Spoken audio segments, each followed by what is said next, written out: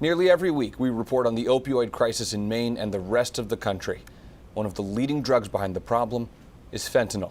The U.S. Drug Enforcement Agency says it's a synthetic opioid that is approximately 50 times stronger than heroin and 100 times more potent than morphine. It comes in two main forms, a pill and a powder, and it takes very little for a dose to become deadly. So where does something this deadly come from, and how does it get into the hands of people who can become easily addicted? Well, according to the DEA, there are two cartels operating in Mexico, China, and Central America that are behind most of the distribution. The DEA says the cartels hide fentanyl in fake pills. They also mix fentanyl powder in with cocaine, heroin, and methamphetamine. That's why in a lot of cases, people who overdose on fentanyl had no idea they were even taking it. The cartels and their members are using social media such as Facebook, Instagram, TikTok, and Snapchat to sell pills and powders that are advertised as something else, but actually have fentanyl inside. The DEA says those two cartels produce 100% of the fentanyl and methamphetamine that ends up in America. And on this Fentanyl Awareness Day, the DEA wants people to talk about how deadly fentanyl is.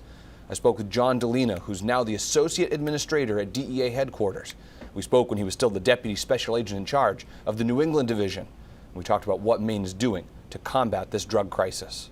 Fentanyl has become the ultimate shapeshifter. Fentanyl, in powder or pill form, is killing hundreds of Maine people every year.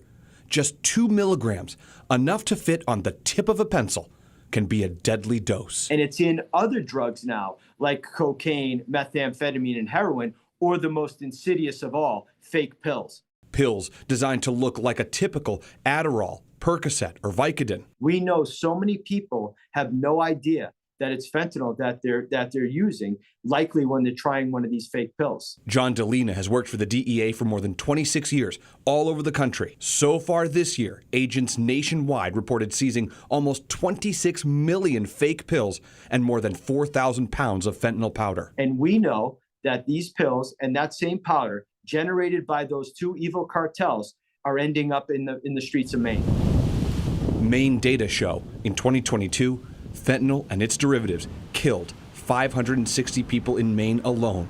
That's 79% of all deadly overdoses last year. When you think about, and I've met these parents who have lost their children, who wish that they had one more opportunity, who never thought it would happen to them, never thought it would happen in their homes. As many of you know, one of them was my daughter Haley on the 27th of July. That's State Senator Brad Farron. His daughter Haley was just 26 years old. I just don't want any other family to feel this pain. Causing people like him to spotlight harm reduction like naloxone or treatment to help people start to recover from substance use disorder. Things that I didn't have my mind totally open to, I've got to be part of that solution. Those components all work together, and that for me is why a place like Maine is the gold standard in how we approach this. And I don't say that lightly. DEA agents said cartels are trying to get younger kids addicted by making the pills brightly colored or shaped like cartoons. Senator Farron introduced a bill that would increase the penalty for traffickers to a Class A crime.